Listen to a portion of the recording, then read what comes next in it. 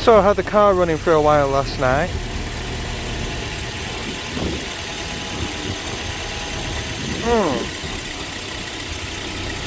And it died on me, and I was unsure why. Battery was completely flat. Jump started it, brought it home. Checked the voltage this morning and it was 11.83 volts. Started the engine and it stayed at 11, or dropped down to about 11 volts.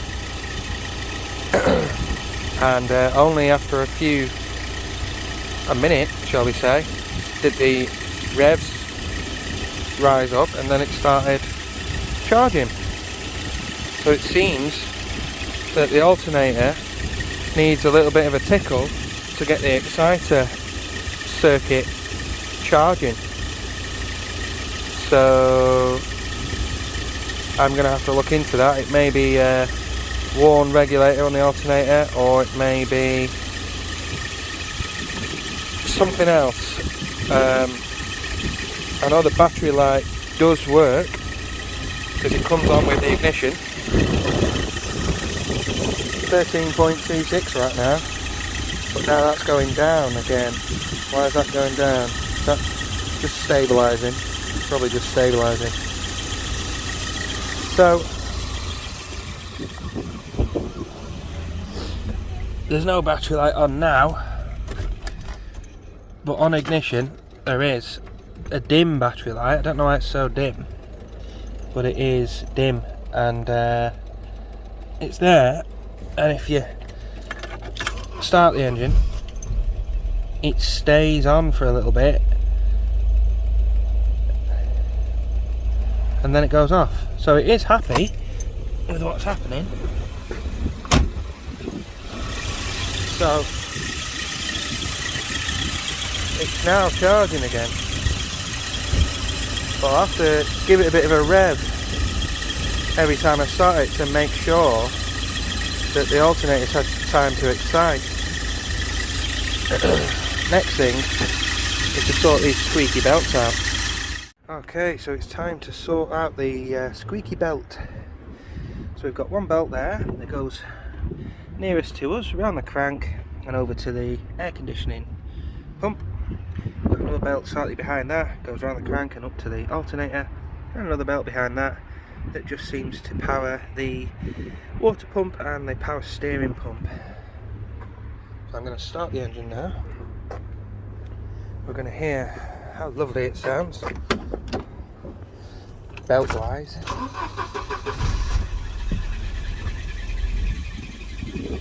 Make sure the car's happy that all the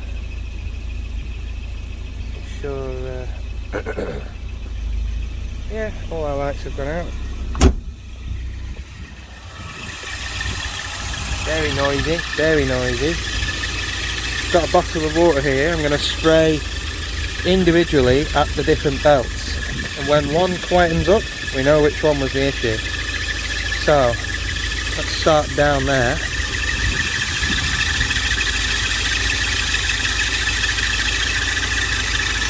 Well,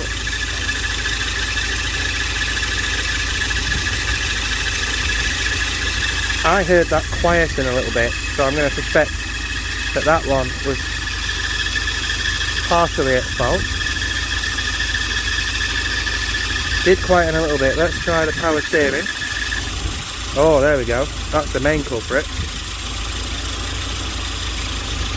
Let's see if we can get any quieter going on the alternator belt.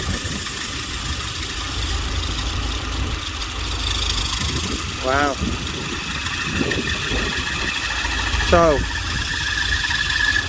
all three belts making a squeal, so we need to do adjustment on all three belts. Lovely. Well, at least we know. Now, if I can just quieten them up for a second. That is beautiful, nice and quiet. Now, what I'm going to do is I'm going to spray some water around the base of the injectors one at a time, just to see if the engine changes in pitch or the revs drop or anything like that. So 1, no, 2, no, 3. Oh, what was that?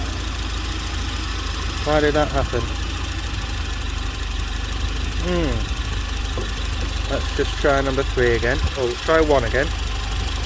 Nothing. 2. Nothing. 3. Oh. Is that just by chance, or should we go straight to 3?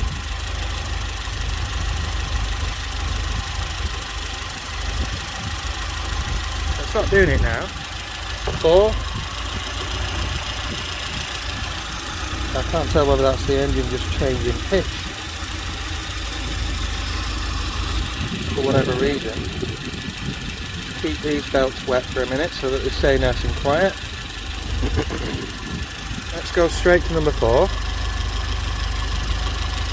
Nothing.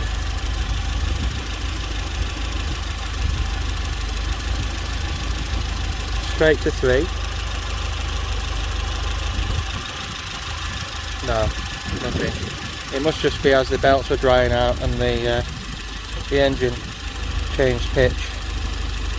Well, I guess the injector seals are good for now. There's no air leak on them. So, yeah, I think it's as the belts dry out, they must get a better grip. Maybe on the alternator, and that causes the engine to step up a little bit in the revs because it's getting more. Yeah, in fact, there you go, straight away. As soon as I wet the pulley, got a multimeter set up here, we've lost charge. So there must be enough slip, and as the engine comes back up, the charge is coming back on. So it must be caused by slight slip on the belt, because it is, the alternator's turning, it mustn't be enough. So anyway, time to adjust these belts, and hopefully we can get a nice quiet engine. Okay, so we're down by the power steering pump, and we can just see there's an adjuster there. So what we'll do is we'll loosen off that nut. We'll use this bolt to apply more tension to the belt. Then we will tighten up this bolt, which will lock it into position. Then, as we move over, we've got another tensioner down here. That's exactly the same situation. So for this air conditioner pump bracket tensioner, you can see that bolt there. This is the adjustment bolt that goes through it. So on the back of this bolt, around the back of the bracket, there's a nut. I can undo that nut to loosen it off. That allows me to then adjust. I can tighten this bolt head up at the end of this threaded bar that you can see. There's a bolt head behind there. By tightening that, I'll be pulling the bolt to me, which will bring the pump away from the engine block, I believe, and that will increase the tension. Then I can retighten the locking bolt behind the back of the clamp, and that will be that one done. And then for the alternator, it's a bit more difficult to see, but it's pretty much the same setup. You can just see there the adjustment bolt there on the bracket, and just a little bit off camera, well actually it's not off camera, it's this here. Where are we? There. If I undo that one, that's the adjustment point where it can pivot from. Well, not where it can pivot from, but where it can adjust along. Crack that one off, on not on this side but on the back, well both sides, so it's loose. turn the adjustment screw until I get a bit more tension, and then lock it off again, and you should be good to go. Now the manual for this vehicle, the adjustment for this engine states that you should have no more than 1/4 inch of movement on the longest span between pulleys on the belt. So for the alternator belt, it's only going from one pulley to another, so both spans are the same length, so either one of these should have 1/4 inch play. Now that has got a bit more than 1/4 inch, but you know, it's not the best way to measure it, because if you've got a heavy thumb, shall we say, you'll get more than 1/4 inch out of a correctly tensioned belt anyway. So there are special belt tension checking tools out there. I don't have one, so I'm just gonna make a small adjustment and test that it's made an improvement in the noise, because I know it's not far off. So I'm just gonna make small adjustments. Again, on the bottom belt, the spans are the same because it's only going around 2 pulleys, so either one just needs to be a little bit tighter. It's not that bad. It's this one that's causing the most sound, shall we say. It's a triangular formation, and I would say that the biggest span is between the water pump and the power steering pump, so this one. And again, it's not massive, but there's more than 1/4 inch there, so I'll adjust it accordingly, and we'll see how we get on. Well, there we are. I got rained on, so had to stop recording, but I did the adjustments in the rain, because why not? It's raining pretty much every day at the moment, and as you can hear, it's making no belt squeal now.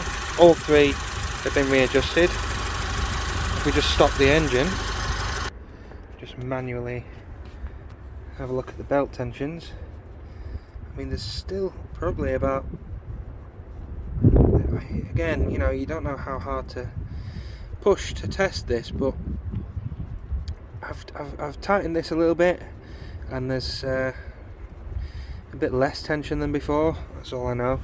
This one, again, tightened a little bit, less tension than before. And this one, tightened a bit more, and there's less tension than before. More tension before, sorry, less slack than before. So that is nice and tight. Some people say that if you can get a 1/4 of a turn on the belt, which you can, no more, you can get a bit more on that, but that is quite a long stretch. Get a bit more than 1/4, you can get almost half a turn, but this one, you get 1/4 before it pushes it a bit too far. This one's quite a long stretch, so I think we'll get away with that one turning a bit more, but these short stretches, you can't really see down there, but I'm getting a 1/4 of a turn on that, and that feels like it's tightening right up, so I'm happy with that. We know we've got no major injector leaks on the seals, so I think we can wrap it up there, as it's starting to absolutely nick down again.